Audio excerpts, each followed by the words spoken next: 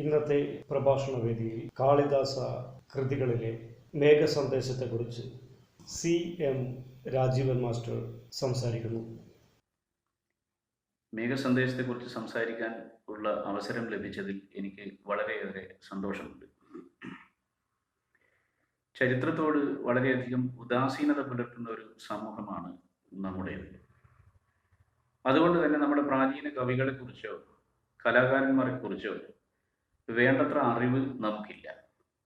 ഈ അറിവില്ലായ്മ പരിഹരിക്കുന്നതിന് വേണ്ടി നാം സാധാരണ ചെയ്യുന്നത്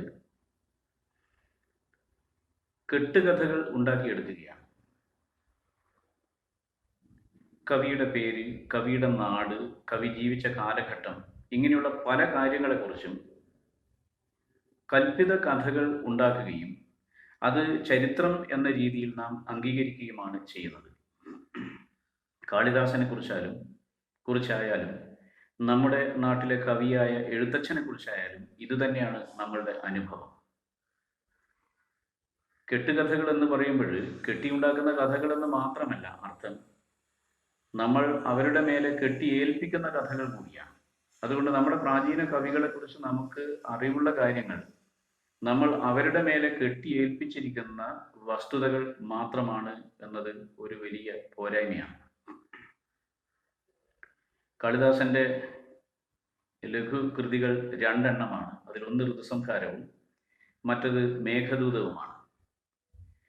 ഋതുസംഹാരം അദ്ദേഹത്തിന്റെ കവിതയാണോ എന്നതിനെ കുറിച്ച് തർക്കം നിലനിൽക്കുന്നുണ്ട്. പക്ഷെ എന്തു തന്നെ ആയാലും ശരി, ഒരു വർഷം അനുഭവിക്കുന്ന എല്ലാ ഋതുക്കളുടെയും സ്വഭാവ വൈചിത്ര്യങ്ങളെ തൻ്റെ പ്രിയതമയോട് പറയുന്ന രീതിയിലാണ് ആ കാവ്യം നിബന്ധിച്ചിരിക്കുന്നത്. പ്രിയ എന്ന അഭിസംബോധന ആ കൃതിയിൽ എല്ലാ ദിക്കിലും നമുക്ക് കാണാൻ വേണ്ടി പറ്റും. തൊട്ടരികിലിരിക്കുന്ന പ്രിയതമയോട് ഈ ഋതുക്കൾ പ്രകൃതിയിൽ ഉണ്ടാക്കുന്ന മാറ്റത്തെക്കുറിച്ചും അത് മനുഷ്യചേതനയിൽ എങ്ങനെ സ്വാധീനിക്കുന്നു എന്നതിനെക്കുറിച്ചും വളരെ സൂക്ഷ്മതയോടെ പ്രതിപാദിക്കാൻ അദ്ദേഹത്തിന് ഈ കൃതിയിലൂടെ സാധിച്ചിട്ടുണ്ട്. എന്നാൽ മേഘസന്ദേശത്തെക്കുറിച്ച് പറയുമ്പോൾ ഇതിന് നേരെ വിപരീതമായ ഒരു ആശയലോകമാണ് നാം കാണുന്നത്. നേരത്തെ ഋതുസംഹാരത്തിൽ ഇരുവരും ഒരുമിച്ച് ഇരിക്കുന്ന അവസ്ഥയാണ് നാം കാണുന്നതെങ്കിൽ മേഘസന്ദേശത്തിൽ നാം കാണുന്നത് നായികാനായകന്മാർ വേർപെട്ടിരിക്കുന്ന അവസ്ഥയാണ്. കുബേരന്റെ ആശ്രിതനാണ് യക്ഷൻ. അയാൾ തൻ്റെ ജോലിയിൽ വീഴ്ച വരുത്തിയത് കൊണ്ട് ഒരു വർഷക്കാലത്തേക്ക് സ്വന്തം നാട്ടിൽ നിന്ന് വളരെ അകലെയുള്ള രാമഗിരി ആശ്രമ പ്രദേശത്ത് കഴിച്ചുകൂട്ടാൻ വേണ്ടി ശിക്ഷിക്കപ്പെടുകയാണ്. രാമഗിരി എന്ന് പറയുന്നത് നമ്മുടെ വിന്ധ്യ പർവ്വത പ്രദേശത്തുള്ള ഒരു പുണ്യ സ്ഥലമായിട്ടാണ് സങ്കല്പിക്കപ്പെടുന്നത്. ഒരു വർഷത്തേക്കാണ് ശിക്ഷ. ഈ ഒരു വർഷം എന്നത് എല്ലാ ഋതുക്കളുടെയും കടന്നുപോക്കിന് വേണ്ടുന്ന ഒരു കാലഘട്ടം കൂടിയാണ്. അപ്പോൾ അതുകൊണ്ട് ഈ യക്ഷൻ യഥാർത്ഥത്തിൽ എല്ലാ ഋതുക്കളിലൂടെയും കടന്നു പോകുന്നുണ്ട്. എങ്കിലും വർഷ ഋതുവിൻ്റെ ആഗമത്തോടു കൂടിയാണ് ഈ കഥ ആരംഭിക്കുന്നത്. കാന്താവിരഹം വളരെ തിങ്ങിയത് കൊണ്ട് തൻ്റെ പ്രിയതമ അങ്ങകലെ അളകാപുരിയിൽ തന്നെ ഓർത്ത് ജീവൻ ധരിച്ചുകൊണ്ട് നിൽക്കണമെങ്കിൽ താൻ ഇവിടെ ജീവനോടെ ഉണ്ട് എന്ന വിവരം അളകാപുരിയോളം എത്തിക്കുവാൻ ഒരു മാർഗം വേണം.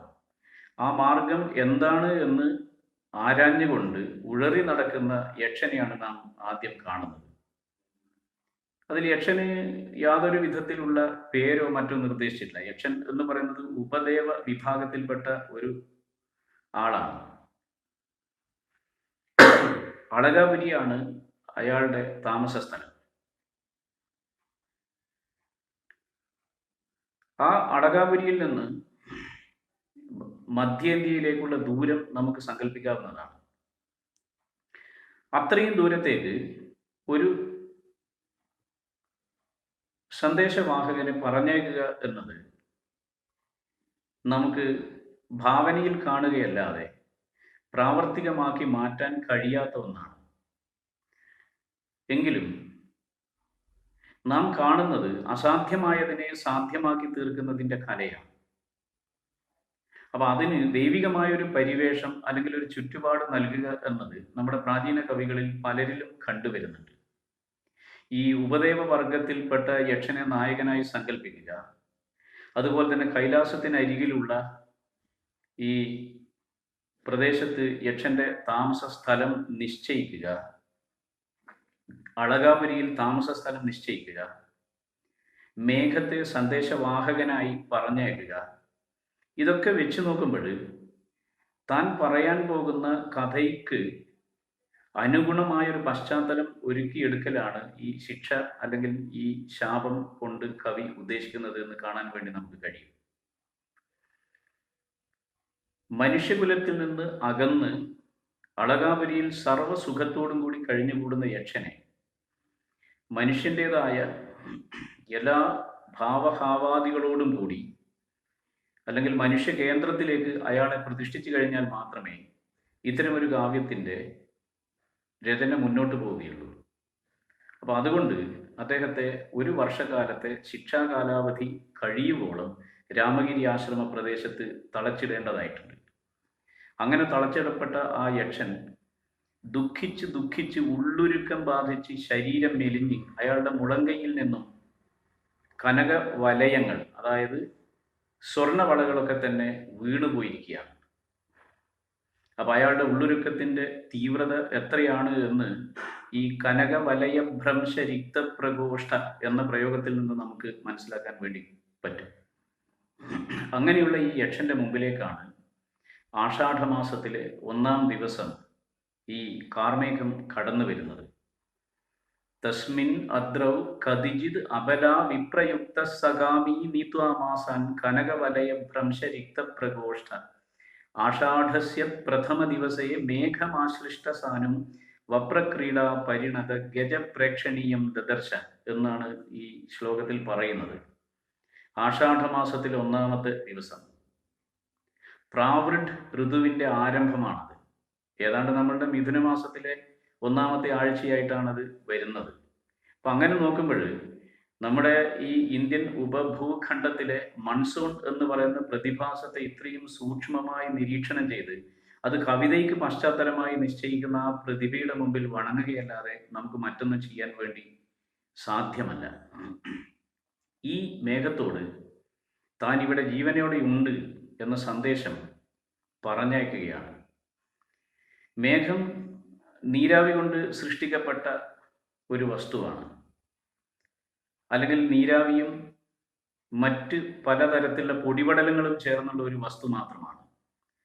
അത് നമ്മുടെ കാഴ്ചയിൽ വെറും നിസ്സാര വസ്തുവായിരിക്കാം.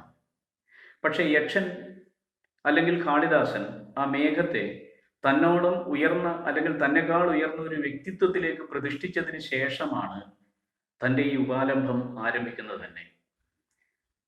പുതിയ കുടകപ്പാല പൂക്കളെ കൊണ്ട് അർച്ചിച്ച് ദുഃഖിയായിരിക്കുന്ന ഞാൻ പറയുന്ന ഈ കാര്യം എനിക്ക് വേണ്ടി അളകാപുരിയോളം ഒന്ന് പോയി വരയണം എന്നുള്ള അപേക്ഷയാണ് ഈ മേഘത്തിന് മുമ്പിൽ സമർപ്പിക്കുന്നത്. മേഘം വെറും ഭൗതിക വസ്തുവല്ല, മറിച്ച് ആത്മാവും അതുപോലെ തന്നെ ചേതനയുമുള്ള തന്നോളം ഉയർന്ന ഒരു കഥാപാത്രമായി പ്രതിഷ്ഠിക്കപ്പെടുകയാണ് ഇതോടുകൂടി ചെയ്യുന്നത്. കാമിജനങ്ങൾക്ക് ജീവൻ ഉള്ളതേതാണ്, ജീവൻ ഇല്ലാത്തതേതാണ് എന്നൊക്കെ തിരിച്ചറിയാനുള്ള വിശേഷ ബുദ്ധി ഏതാണ്ട് നഷ്ടമായിരിക്കും എന്നും അദ്ദേഹം അതിനൊരു ന്യായം പറയുന്നുണ്ട്. കാമാർത്താഹി പ്രകൃതി കൃപണ ചേതന ചേതനേഷു എന്ന് വ്യക്തമാക്കി പറയുന്നുണ്ട്. ഈ പ്രകൃതിയിൽ ജീവൻ ഉള്ളതേതാണ്, ജീവൻ ഇല്ലാത്തതേതാണ് എന്ന് തിരിച്ചറിയാനുള്ള ശേഷി നഷ്ടപ്പെടുന്ന തരത്തിലുള്ള ഉള്ളുരുക്കം ബാധിച്ച് ഇരിക്കുകയാണ് അദ്ദേഹത്തിന്. ഈ മേഘത്തെക്കുറിച്ച് ആദ്യം തന്നെ പറയുന്നത് നീ പുഷ്കരാവർത്തം എന്ന പ്രളയ മേഘങ്ങളുടെ കുലത്തിൽ ജനിച്ചവനാണ് എന്നാണ്. ജാതം വംശേ പുഷ്കരാവർത്തകാനാം ജാനാമിത്വം പ്രകൃതി പുരുഷം കാമരൂപം മഘോന എന്ന് മേഘത്തെ വിശേഷിപ്പിക്കുന്നുണ്ട്. അപ്പൊ മിന്നൽപ്പിണരോട് കൂടിയിരിക്കുന്ന ഈ മേഘം പ്രളയമേഘങ്ങളുടെ കൂട്ടത്തിൽ ജനിച്ചതാണ് എന്നും ആ പ്രളയമേഘങ്ങളുടെ വിഭാഗത്തിന്റെ പേര് ഇന്നതാണ് എന്നും വ്യക്തമായി പറയുന്നുണ്ട്. പുഷ്കരാവർത്തകം എന്ന ഇനത്തിൽപ്പെട്ടത്.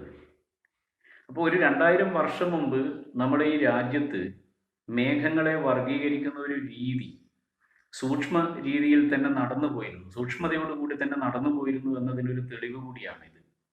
കാരണം ഇന്ന് നമ്മൾ മേഘങ്ങളുടെ ഉയരം, അത് വഹിക്കുന്ന ജലത്തിന്റെ അളവ്, അതിന്റെ വലിപ്പം, അത് ആകാശത്തിൽ വിന്യസിക്കപ്പെട്ടിരിക്കുന്ന ആകൃതി വിശേഷം, ഇതൊക്കെ കൊണ്ട് അതിനെ ക്യുമുലോ സ്ട്രാറ്റസ്, ക്യുമുലോ നിംബസ് എന്നൊക്കെ വിശേഷിപ്പിക്കുന്ന ഒരു സമ്പ്രദായമുണ്ട്. അപ്പൊ ആ സമ്പ്രദായത്തോട് വളരെ ചേർന്ന് പോകുന്ന ഒരു നിരീക്ഷണം തന്നെയാണ് ഈ കൃതിയിൽ നമുക്ക് കാണാൻ വേണ്ടി കഴിയുന്നത്. ഈ മേഘത്തോട് സ്വാഗതം ചെയ്ത് പറഞ്ഞതിന് ശേഷം തൻ്റെ ആഗ്രഹം പറയുകയാണ് യക്ഷൻ. മേഘം രാമഗിരിയിൽ നിന്ന് പുറപ്പെട്ട് അളകാപുരി വരെ എത്തണമെങ്കിൽ ഈ ദൂതന് ഇപ്പോഴും മേഘം വെറും അചേതന വസ്തുവല്ല, ഒരു ദൂതനായി മാറിയിരിക്കുകയാണ്. ഈ ദൂതന് വഴി കൃത്യമായി മനസ്സിലാക്കാൻ വേണ്ടി പറ്റണം. അതുകൊണ്ട് ഈ വഴി വർണ്ണന ഭംഗിയായി അദ്ദേഹം നിർവഹിക്കുകയാണ്. രാമഗിരിയിൽ നിന്ന് തുടങ്ങി അത് ആമ്രകൂട പർവ്വതത്തിലേക്ക് പ്രവേശിക്കുകയാണ്. തുടർന്ന് ദശാർണ രാജ്യത്തിലേക്ക്, അതായത് വിദിശയിലേക്ക് പ്രവേശിക്കുകയാണ്. വിദിശയിൽ നിന്ന് അത് അവന്തിയിലെത്തുന്നു. അവന്തിയുടെ തലസ്ഥാന നഗരിയായിരിക്കുന്ന ഉജ്ജയിനിയിലും, ഉജ്ജയിനിയിൽ നിന്ന് നിർവിന്ധ്യ നദിയിൽ ചെന്ന് അവിടെ നിന്ന് ജലം ആചമിച്ച്, ജലം കുടിച്ച് തളർച്ച മാറ്റിക്കഴിഞ്ഞതിന് ശേഷം മഹാകാള ക്ഷേത്രത്തിൽ ചെല്ലുകയാണ്. ഈ മഹാകാള ക്ഷേത്രം അവിടുത്തെ ഏറ്റവും പ്രസിദ്ധമായ ശിവക്ഷേത്രമാണ്. ശിവന്റെ ആശിസ് വാങ്ങി വേണം നീ യാത്ര തിരിക്കാൻ എന്ന് പറയുന്നുണ്ട്. എന്ന് മാത്രമല്ല, അവിടെ നിന്റെ ഈ ചെറിയ ഇടിനാദം കൊണ്ട് ഈ ശിവന്റെ നൃത്തവിലാസങ്ങൾക്ക് താളം നൽകണമെന്നും അപേക്ഷിക്കുന്നുണ്ട്. അങ്ങനെ മഹാകാളത്തിൽ നിന്നും പിന്നീട് ദേവഗിരിയിലേക്കും, ദേവഗിരിയിൽ നിന്ന് ചർമ്മനദി നദിയിലേക്കും, ചർമ്മനദി പുരാണ പ്രസിദ്ധമായ അല്ലെങ്കിൽ പുണ്യപ്രസിദ്ധമായ ഒരു നദിയാണ്. അതിനുശേഷം ദശപുരത്തേക്കുമാണ് പ്രവേശിക്കുന്നത്. ദശപുരത്തിൽ നിന്ന് കുരുക്ഷേത്രത്തിലേക്കും പിന്നീട് ഗംഗയുടെ ഉത്ഭവസ്ഥാനത്തിന് അരികിലേക്കുമാണ് ചെല്ലുന്നത്. അതിനുശേഷം ക്രൗഞ്ച പർവ്വതം കടന്ന് കൈലാസത്തിലും പിന്നീട് അളകാപുരിയിലേക്കും ചെല്ലുന്നതായിട്ടാണ് ഈ വഴിവർണ്ണന കാണിച്ചിരിക്കുന്നത്. ഈ വഴിവർണ്ണനയിൽ പരാമർശിക്കപ്പെട്ടിരിക്കുന്ന ഒട്ടുമിക്ക സ്ഥലങ്ങളും ഭാരതത്തിലെ പുണ്യസ്ഥലങ്ങളും പുണ്യനദികളുമാണ്. അത് ഒരു സന്ദേശം വഹിച്ചുകൊണ്ടുള്ള യാത്രയിൽ കവിഞ്ഞ് ഒരു തീർത്ഥയാത്ര കൂടിയായി മാറുന്ന അവസ്ഥയാണ് വന്നു ചേരുന്നത്. ശാപമോക്ഷത്തിന് സാധാരണഗതിയിൽ പണ്ട് ഈ തീർത്ഥയാത്ര പതിവുള്ളതാണ്. ഇപ്പൊ യക്ഷൻ തനിക്ക് ലഭിച്ചിരിക്കുന്ന ഈ ശാപത്തിൽ നിന്ന് മോചനം നേടാൻ വേണ്ടിയാണ് ഈ യാത്ര നടത്തുന്നത് എന്ന് നമുക്ക് തോന്നിപ്പോകും. അപ്പോൾ അവിടെ ഈ മെസ്സഞ്ചർ അല്ലെങ്കിൽ സന്ദേശവാഹകനല്ല മേഘം, മറിച്ച് യക്ഷൻ തന്നെ മേഘമായി മാറുകയാണ്, അല്ലെങ്കിൽ കവി തന്നെ മേഘമായി മാറുന്ന ഒരവസ്ഥയാണ് നമ്മൾ കാണുന്നത്. ഇനി നമ്മളുടെ ആധുനികമായ ശാസ്ത്രീയ കാഴ്ചപ്പാടിൽ ചിന്തിച്ചു കഴിഞ്ഞാൽ നമ്മുടെ കന്യാകുമാരിയിൽ സ്പർശിക്കുന്ന, ജൂൺ 1 സ്പർശിക്കുന്ന മൺസൂണിന്റെ ആ തിരത്തള്ളൽ മധ്യേന്ത്യയിൽ നിന്ന് ഏതാണ്ട് ഹിമാലയം വരെ എത്തുന്നതിനെടുക്കുന്ന ഒരു കാലയളവുണ്ട്. ഈ കാലയളവിനെ സൂക്ഷ്മമായി നിരീക്ഷിച്ച ഒരാൾക്ക് മാത്രമേ ആഷാഢമാസത്തിലെ ആദ്യത്തെ ദിവസം തുടങ്ങി ക്രമമായി അങ്ങോട്ടേക്കുള്ള ഈ മുന്നേറ്റം വർണ്ണിക്കാൻ വേണ്ടി കഴിയുള്ളൂ. നേരെ വടക്ക് പടിഞ്ഞാറ് ദിശയിലേക്കാണ് ഈ മേഘം സഞ്ചരിക്കുന്നത്. അതിൽ ഉജ്ജയിനിയുടെ അരികിൽ എത്തുമ്പോൾ മാത്രമാണ് ചെറിയ ഒരു മാറ്റം നിർദ്ദേശിക്കുന്നത്. കാരണം ഉജ്ജയിനി പട്ടണം അത്രയും വലിയ ഒരു കാഴ്ച വസ്തുവാണ്, അല്ലെങ്കിൽ അത്രയും ശ്രേഷ്ഠമായ, അല്ലെങ്കിൽ പ്രാചീന ഇന്ത്യയുടെ സാംസ്കാരിക തലസ്ഥാനം എന്ന് വിശേഷിപ്പിക്കപ്പെടാവുന്ന ഒരു പ്രദേശമാണ്. അതുകൊണ്ട് അതിൻ്റെ കാഴ്ച ഒരിക്കലും ഒഴിവാക്കാൻ വേണ്ടി പറ്റില്ല. എന്ന് മാത്രമല്ല, കാളിദാസന് ഏറ്റവും പ്രിയപ്പെട്ടത് ഉജ്ജയിനി ആയതുകൊണ്ട് അതിൽ നിന്ന് വ്യത്യസ്തമായ അയാൾക്ക് ചിന്തിക്കാനും സാധ്യമല്ല. ഇങ്ങനെ ആധുനികമായ ശാസ്ത്രീയമായ കാഴ്ചപ്പാട് ഉൾക്കൊള്ളുന്ന ഒരു കൃതി കൂടിയാണ് ഈ മേഘദൂതം അല്ലെങ്കിൽ മേഘസന്ദേശം എന്ന് നമുക്ക് കാണാൻ വേണ്ടി കഴിയും. ഈ കൃതിയിലെ കഥാവസ്തു പരിശോധിച്ചു കഴിഞ്ഞാൽ അത് വളരെ ലളിതമാണ് എന്ന് നമുക്ക് കാണാൻ വേണ്ടി പറ്റും. ഒരു ശിക്ഷിക്കപ്പെട്ട ഒരാൾ ഒരു സ്ഥലത്ത് കഴിച്ചുകൂട്ടുകയും ദുഃഖിക്കുകയും ഒരു സന്ദേശം തൻ്റെ പ്രിയതമയ്ക്ക് അവിടെ എത്തിയാലും ശരി എത്തിയില്ലെങ്കിൽ ശരി തൻ്റെ ദുഃഖശമനത്തിനായി പറഞ്ഞേക്കുകയും ചെയ്യുന്നു. ഇത്ര മാത്രമേ ഉള്ളൂ. പക്ഷെ അതിലുപരിയായി ഇതിൽ നിക്ഷേപിക്കപ്പെട്ടിരിക്കുന്ന സൗന്ദര്യാംശവും വൈകാരികമായ പിരിമുറുക്കവും നമ്മെ അതിശയിപ്പിക്കും എന്നതാണ് ഈ കൃതിയുടെ പാരായണത്തിലൂടെ നമ്മൾക്ക് അനുഭവവേദ്യമാകുന്നത്. കാളിദാസന്റെ നായകന്മാരെല്ലാം തന്നെ പുരവാസികളാണ്. ദുഷ്യന്തൻ ഹസ്തിനപുരത്ത് താമസിക്കുന്ന ആളാണ്. പുരൂരവസ് രാജാവായിരുന്നു. ഇവിടെ യക്ഷനും സമ്പത്തിൻ്റെയും ആഡംബരത്തിൻ്റെയും കേദാരമായിരിക്കുന്ന അളകാപുരിയിലാണ് താമസിക്കുന്നത്. പക്ഷെ ഈ നായകന്മാർക്കെല്ലാം തന്നെ പ്രേമ സായുജ്യം ലഭിക്കുന്നത് കാട്ടിൽ വെച്ചിട്ടാണ്, അല്ലെങ്കിൽ പ്രകൃതിയുടെ മടിത്തട്ടിൽ വെച്ചിട്ടാണ്. ആഡംബരത്തിൻ്റെയും പ്രതാപത്തിൻ്റെയും ഈ പർദീസയിൽ നിന്ന് ഈ മനുഷ്യരെ യഥാർത്ഥ പ്രകൃതിയിലേക്കും യഥാർത്ഥ ജീവിതത്തിലേക്കും പറിച്ചു നട്ടുകൊണ്ടാണ് കവി തൻ്റെ കാവ്യരചന എല്ലാ സന്ദർഭത്തിലും നിർവഹിക്കുന്നത്. ഇവിടെയും അത് തന്നെയാണ് സംഭവിക്കുന്നത്. അളകയിൽ നിന്ന് നായകനെ രാമഗിരി ആശ്രമ പ്രദേശത്ത് ജനപദത്തിനരികിലേക്കാണ് കൊണ്ടുവരുന്നത്. ഇനി സ്വന്തം വീട്ടിൻ്റെ കാര്യം അദ്ദേഹം വളരെ വിശദമായി ഈ കൃതിയിൽ വിശദീകരിക്കുന്നുണ്ട്. ഇത് ഇന്ന ലക്ഷണങ്ങൾ, വളഞ്ഞ മുൻവാതിലോട് കൂടിയിരിക്കുന്നത്, അതുപോലെ തന്നെ എൻ്റെ പ്രേയസി സ്വന്തം പുത്രനെ പോലെ വാത്സല്യത്തോടെ നട്ടു നനച്ചു വളർത്തുന്ന കൈയെത്തത്തക്ക പൊക്കത്തിൽ കുലകൾ തൂങ്ങി നിൽക്കുന്ന മന്ദാരവൃക്ഷം, ഇങ്ങനെയൊക്കെയാണ് ഈ പറഞ്ഞു കൊടുക്കുന്നത്. ഈ പറച്ചിലെല്ലാം തന്നെ പ്രകൃതി എന്ന് പറയുന്നത് കവിതയുടെ പശ്ചാത്തലമോ കഥയുടെ പശ്ചാത്തലമോ ആയിട്ടല്ല നിൽക്കുന്നത്, മറിച്ച് കഥയിലെ ഏറ്റവും സജീവമായ കഥാപാത്രമായി ഈ പ്രകൃതിയെ മാറ്റി മറിക്കുകയാണ് അദ്ദേഹം ചെയ്യുന്നത്. മേഘസന്ദേശം എന്ന് പറയുന്ന ഈ കൃതി സന്ദേശകാവ്യങ്ങളുടെ ആദ്യത്തെ കൃതിയാണ്. ഒരു പ്രസ്ഥാനത്തിന് തന്നെ തുടക്കം കുറിച്ച കൃതിയാണ് എന്ന് നമുക്ക് എല്ലാവർക്കും അറിയാം. ഇതിനെ അവലംബിച്ചുകൊണ്ട് ഈ ശൈലിയിൽ മറ്റ് അനേകം സന്ദേശകാവ്യങ്ങൾ സംസ്കൃതത്തിലും മലയാളത്തിലുമൊക്കെ ഉണ്ടായിട്ടുണ്ടെങ്കിലും സന്ദേശകാവ്യം എന്ന് പറയുന്നത് അത് ഒന്നേ ഉള്ളൂ എന്ന് കുട്ടിക്കൃഷ്ണമാരാർ ഇതിനു മുമ്പ് തന്നെ അഭിപ്രായപ്പെട്ടിട്ടുണ്ട്. അത് അന്വർത്ഥമാണ് താനും. കാരണം മറ്റൊരു കൃതിക്ക് തന്നെയും ഈ മേഘദൂതത്തിൻ്റെ ഔന്നത്യമോ സൗന്ദര്യമോ നേടിയെടുക്കാൻ വേണ്ടി കഴിഞ്ഞിട്ടില്ല.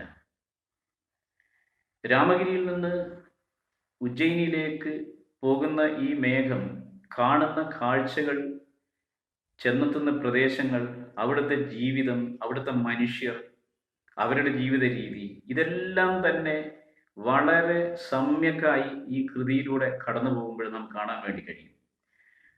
മാലം എന്ന് പറയുന്ന പ്രദേശത്ത് ഇതാ നിന്നെ കാത്തുകൊണ്ട് കൃഷീവല കന്യകമാർ, അതും എങ്ങനെയുള്ളത്, കടാക്ഷ ശാസ്ത്ര പഠിപ്പ് നേടാത്ത കന്യകമാർ എന്നാണ്. ഭ്രൂവിലാസാനഭിജ്ഞൈ എന്നാണ് കവി പ്രയോഗിച്ചിരിക്കുന്നത്. കടക്കൺ നോട്ടം അറിയാത്ത നിഷ്കളങ്കരായ പെൺകൊടിമാർ നീ ആകാശത്തിൽ ഉയർന്നങ്ങനെ പോകുന്ന സമയത്ത് ഈ കൃഷിപ്പണി തുടങ്ങിയിരിക്കുന്ന മാലം എന്ന് പറയുന്ന പ്രദേശത്ത് കാണാൻ വേണ്ടി കഴിയും. അവർ പ്രീതിയോടെ, സ്നേഹത്തോടെ, സ്നിഗ്ധമായ നയനങ്ങളോടെ നിന്നെ നോക്കുമെന്നും ആ പ്രദേശത്ത് നീ വൃഷ്ടി ചൊരിയാൻ മറന്നു പോകരുതെന്നും എന്നൊക്കെയാണ് ഈ അപേക്ഷിക്കുന്നത്. അപ്പം അങ്ങനെ കടന്നു പോകുന്ന ഓരോ പ്രദേശത്തെ ദൃശ്യത്തിലും മനുഷ്യരിലും പ്രണയത്തിൻ്റെയും വിരഹത്തിൻ്റെയും ഏറ്റവും ദീപ്തമായ അംശങ്ങൾ നിക്ഷേപിക്കാൻ കഴിഞ്ഞു എന്നുള്ളതാണ് ഈ കൃതിയുടെ ഏറ്റവും വലിയൊരു മഹത്വം. എന്ന് മാത്രമല്ല, ഏറ്റവും അവസാനത്തെ ശ്ലോകത്തിൽ പോലും അത് വളരെ വ്യക്തമായി വരുന്നുണ്ട്. മിന്നൽ കൊടിയെ ഈ മേഘത്തിൻ്റെ പ്രേയസിയായി സങ്കല്പിക്കുകയും നിന്റെ പ്രേയസിയായിരിക്കുന്ന ഈ മിന്നൽ കൊടി ഒരിക്കലും നിന്നെ വേർപിരിയാതെ പോകട്ടെ എന്ന ആശിസോടു കൂടിയാണ് യാത്രയാക്കുന്നത്. ഇപ്പം നമ്മൾ കാണുന്നത് മേഘം എന്ന് പറയുന്ന ഒറ്റ രൂപത്തെയാണെങ്കിൽ ആ മേഘത്തിനകത്ത് മിന്നൽ കൊടി എന്ന് പറയുന്ന ഒരു കാമിനി കൂടി ഈ സന്ദേശഹരന്റെ കൂടെയുണ്ട്. അത് ഒരു അത്ഭുതകരമായ കാര്യമായി നമുക്ക് ദർശിക്കാൻ വേണ്ടി കഴിയും. ഒരിക്കലും വേർപിരിയാത്ത ദ്വന്ദ്വമായി യക്ഷനും അതുപോലെ തന്നെ ഈ യക്ഷിയും നിൽക്കുന്നതിൻ്റെ പ്രതിരൂപമായിക്കൊണ്ട് ഈ മേഘവും മിന്നലും, ഒരാൾ വേർപിരിഞ്ഞ് നിൽക്കുന്നു, മറ്റേയാൾ ചേർന്ന് നിൽക്കുന്നു. ഈ ചേർന്ന് നിൽക്കുന്നത് കൊണ്ട് തന്നെ വേർപിരിഞ്ഞാൽ ഉണ്ടാകുന്ന ആ അതിദാരുണമായ അവസ്ഥ മേഘത്തിനും മിന്നൽ കൊടിക്കും മനസ്സിലാക്കാൻ വേണ്ടി കഴിയും. അതുകൊണ്ട് ഈ യക്ഷന്റെ അപേക്ഷ പൂരിപ്പിക്കുന്നതിന്, ഈ യക്ഷന്റെ അപേക്ഷ സ്വീകരിക്കുന്നതിന് അവർക്ക് യാതൊരു മടിയും ഉണ്ടാകില്ല. അങ്ങനെ ഒറ്റയ്ക്ക് നടത്തുന്ന ഒരു യാത്രയല്ല അത്, മറിച്ച് തൻ്റെ ഉള്ളിൽ മറ്റൊന്നിനെ വഹിച്ചുകൊണ്ട് നടത്തുന്ന ഒരു യാത്ര കൂടിയായി മാറുന്നുണ്ട് ഈ മേഘത്തിൻ്റെ പ്രയാണമെന്ന് നമുക്ക് ദർശിക്കാൻ വേണ്ടി കഴിയും. ഞാൻ നേരത്തെ പറഞ്ഞു, ഈ കാളിദാസ നായകന്മാർക്കെല്ലാം തന്നെ പ്രണയ സാഫല്യം ലഭിക്കുന്നത് കാട്ടിൽ വെച്ചാണ്. വേർപെട്ടു പോയിരിക്കുന്ന ഉർവശിയെ പുരൂരവസ് വീണ്ടെടുക്കുന്നത് കുമാരവനത്തിൽ വെച്ചാണ്. അതുപോലെ ദുഷ്യന്തന് ശകുന്തളയെ ലഭിക്കുന്നത് കണ്വാശ്രമ പ്രദേശത്ത് വെച്ചാണ്. ഈ രീതിയിൽ വനപ്രദേശം അല്ലെങ്കിൽ പ്രകൃതിയുടെ മടിത്തട്ടാണ് മനുഷ്യന്റെ ഏറ്റവും ശുദ്ധമായ വികാരങ്ങൾക്ക്, ഏറ്റവും വിലമതിക്കുന്ന വികാരങ്ങൾക്ക്, ഏറ്റവും ശ്രേഷ്ഠമായ വികാരങ്ങൾക്ക് ഇരിപ്പിടമെന്ന് നമ്മെ പഠിപ്പിക്കുകയാണ്. അവിടെയാണ് മനുഷ്യന്റെ ഏറ്റവും ഉദാത്തമായ പ്രണയ വികാരങ്ങൾ ജന്മം കൊള്ളുന്നതും നിലനിൽക്കുന്നതും. കൃത്രിമമായ ജീവിത പശ്ചാത്തലത്തിൽ ജീവിക്കുന്ന ആൾക്കാർ പ്രണയത്തെ ഏറ്റവും വില കുറച്ച ഒരു വസ്തുവാക്കി ഇന്ന് മാറ്റിയിട്ടുണ്ട്. ഇവിടെ യക്ഷൻ അങ്ങനെയല്ല ചെയ്യുന്നത്. തൻ്റെ പ്രിയ സഖി ജീവിച്ചിരിക്കണമെങ്കിൽ താൻ ഇവിടെ ജീവസന്ധാരണം ചെയ്യുന്നു എന്ന വസ്തുത അവൾ അറിയണം. അതിനുവേണ്ടിയാണ് അദ്ദേഹം ഈ മേഘത്തെ പറഞ്ഞയക്കുന്നത്. വിരഹം എത്രമാത്രം വേദനാജനകമാണ് എന്ന് ഈ നായികയുടെ അവസ്ഥ പറയുമ്പോൾ ഈ യക്ഷൻ സൂചിപ്പിക്കുന്നുണ്ട്. ഒരുപക്ഷെ നീ അവിടെ ചെന്നെത്തി കഴിഞ്ഞാൽ അളകാപുരിയിൽ തൻ്റെ ഭാര്യ ഇരിക്കുന്നത് ഇതാ ഇന്ന രൂപത്തിലായിരിക്കാം. നൂനം തസ്യ പ്രബലരുദിതം ഉച്ഛുന്ന നേത്രം പ്രിയായാം നിശ്വാസാനാം അശിശിരതയാ ഭിന്നവർണാധരോഷ്ട എന്നാണ് ഒന്ന് പറയുന്നത്. പ്രബലമായി രോദനം ചെയ്തതുകൊണ്ട്, വളരെയധികം കരഞ്ഞതുകൊണ്ട് കണ്ണുകളൊക്കെ തന്നെ ചുവന്നിരിക്കും, കലങ്ങി ചുവന്നിരിക്കും. അതുപോലെ നിശ്വാസങ്ങളുടെ അശിശിരത, അതായത് ചുടു നിശ്വാസം തട്ടി ചുണ്ടുകളുടെ നിറം കെട്ടുപോയിരിക്കും. എണ്ണയുടെ സ്പർശമില്ലാത്തത് കൊണ്ട് തലമുടി ഈ നെറ്റിയിലേക്ക്, അളകങ്ങൾ നെറ്റിയിലേക്ക് ഇങ്ങനെ തൂങ്ങി നിൽക്കുന്നുണ്ടാകും. ഞാൻ എൻ്റെ രൂപത്തെ ഓർക്കുന്നതിന് വേണ്ടി അവൾ വരച്ചുണ്ടാക്കുന്ന ചിത്രം പാതി മുഴുമിച്ചോ, അല്ലെങ്കിൽ എന്നെക്കുറിച്ച് കെട്ടിയുണ്ടാക്കിയിരിക്കുന്ന ഒരു പാട്ട് മുഴുമിക്കാൻ കഴിയാതെ കണ്ണീർ അണിഞ്ഞുകൊണ്ടോ ഈ അവസ്ഥയിലൊക്കെ ആയിരിക്കാം അവൾ നിൽക്കുന്നത് എന്ന് യക്ഷൻ പ്രത്യേകം പറയുന്നുണ്ട്. ഇന്ന് പ്രണയം എന്ന് പറയുന്നത് ആൾക്കാരെ വിരട്ടാനോ അല്ലെങ്കിൽ പിടിച്ചടക്കാനോ ഉള്ള ഒരു ഉപാധി മാത്രമായി അധപ്പതിച്ചു പോയിട്ടുണ്ട്. അതിൻ്റെ ഏറ്റവും ഉദാത്ത മാതൃകയാണ് കാളിദാസ കൃതികളിൽ നമ്മൾ കാണുന്നത്. ഈ തീപ്പെട്ടിയും അതുപോലെ തന്നെ പെട്രോൾ ക്യാനുമായി പ്രേമിക്കാൻ നടക്കുന്ന ക്രിമിനൽ കാമുകന്മാരുള്ള ഒരു ലോകത്ത് യക്ഷനെ പോലെ, ദുഷ്യന്തനെ പോലെ, അല്ലെങ്കിൽ ഉർവശിയെ പോലെ, പുരൂരവസിനെ പോലെയുള്ള ഈ കമിതാക്കൾ എന്ന് പറയുന്നത് തീർച്ചയായും വളരെ പ്രസക്തമായ ഒന്നാണെന്ന് നമ്മൾ തിരിച്ചറിയണം. ഒരുപക്ഷെ ഈ കൃതികളുടെയൊക്കെ തന്നെ പുനർവായന നമ്മളെ ഓർമ്മിപ്പിക്കുന്നത് ഈ പ്രണയമെന്ന വികാരത്തിന് ഇന്നത്തെ സമൂഹത്തിൽ വന്നു പോയിരിക്കുന്ന അപജയത്തിനുള്ള ഒരു മറുമരുന്നായി തീരും എന്നുള്ള കാര്യമാണ്. അവിടെ ചെല്ലുന്ന സമയത്ത് നായികയുടെ അവസ്ഥ വർണ്ണിക്കുന്ന കൂട്ടത്തിൽ നായികയുടെ രൂപപരമായ ഭംഗി കാളിദാസൻ വർണ്ണിക്കുന്നുണ്ട്. തന്വീ ശ്യാമ ശിഖരിദശന പക്വബിംബാധരോഷ്ടി മധ്യേ ക്ഷാമ ചകിതഹരിണി പ്രേക്ഷണ നിന്നനാഭി ശ്രോണീഭാരാത് അലസഗമന സ്തോകനമ്ര സ്തനാഭ്യാം യാ തത്ര സ്യാദ് യുവതി വിഷയെ സൃഷ്ടിരാദ്യേവ ധാതു എന്നാണ് ഈ ശ്ലോകം. ഒരുപക്ഷെ സ്ത്രീ സൗന്ദര്യത്തെക്കുറിച്ച് നമുക്ക് സങ്കല്പിക്കാവുന്നതിൽ വെച്ച് ഏറ്റവും മനോഹരമായ ഒരു രൂപത്തെ ഏറ്റവും കുറഞ്ഞ വാക്കുകളിൽ കടഞ്ഞെടുക്കുകയാണ് കവി ചെയ്യുന്നത്. ധാതാവ് ബ്രഹ്മാവാണ്. ബ്രഹ്മാവ് സുന്ദരിമാരെ സൃഷ്ടിക്കുന്നതിൽ ആദ്യത്തെ മാതൃക എന്ന നിലയിൽ സൃഷ്ടിക്കപ്പെട്ടിരിക്കുന്നവളാണ് തൻ്റെ നായിക എന്നാണ് യക്ഷൻ പറയുന്നത്. അവൾ ശ്യാമയാണ്. ശ്യാമ ശബ്ദത്തിന് ഇവിടെ യൗവന മധ്യത്തിലുള്ളവൾ എന്നർത്ഥം. അതുപോലെ അറ്റം കൂർത്ത പല്ലോട് കൂടിയവളാണ്. ക്ഷാമമധ്യ, ഇടുങ്ങിയ മധ്യഭാഗത്തോടു കൂടി എന്നൊരു പ്രസ്താവനയുണ്ട്. ഇപ്പൊ കാളിദാസനാണ് യഥാർത്ഥത്തിൽ നമ്മുടെ ഭാരതീയമായ സ്ത്രീ രൂപത്തിന്റെ സൗന്ദര്യ സങ്കല്പത്തെ വികസിപ്പിച്ചെടുത്തത് നമുക്ക് പറയാൻ വേണ്ടി പറ്റും. ഇങ്ങനെ നോക്കുമ്പോൾ ഒരു 2000 വർഷം മുമ്പ് സങ്കല്പിക്കപ്പെട്ട കാവ്യലാവണ്യവും അതുപോലെ തന്നെ സ്ത്രൈണലാവണ്യവും ഇന്നും ഏറെ പ്രസക്തമാണെന്ന് നമുക്ക് തിരിച്ചറിയാൻ വേണ്ടി പറ്റും. ഈ കൃതിയിലൂടെ പോകുന്ന ഒരാൾക്ക് മനസ്സിലാക്കാൻ കഴിയുന്ന ഏറ്റവും പ്രധാനമായ ഒന്ന്, കാളിദാസൻ കാണുന്ന എല്ലാ ചിത്രങ്ങളിലും പ്രണയത്തിന്റെ അംശം വിതറിയിരിക്കുന്നു എന്നതാണ്. മറ്റൊന്ന്, ഏറ്റവും ഉയർന്ന ഒരു വീക്ഷണകോണിൽ നിന്ന്, കാരണം മേഘം ആകാശത്തിന്റെ ഏറ്റവും ഉയർന്ന മേഖലയിലൂടെ സഞ്ചരിക്കുന്നത് കൊണ്ട് ഈ ഏറ്റവും ഉയർന്ന വീക്ഷണകോണിൽ നിന്നുകൊണ്ട് ഈ പ്രകൃതിയെ കാണുകയും അവതരിപ്പിക്കുകയും ചെയ്യുന്ന ഒരു നവീനമായ രീതിയാണ്.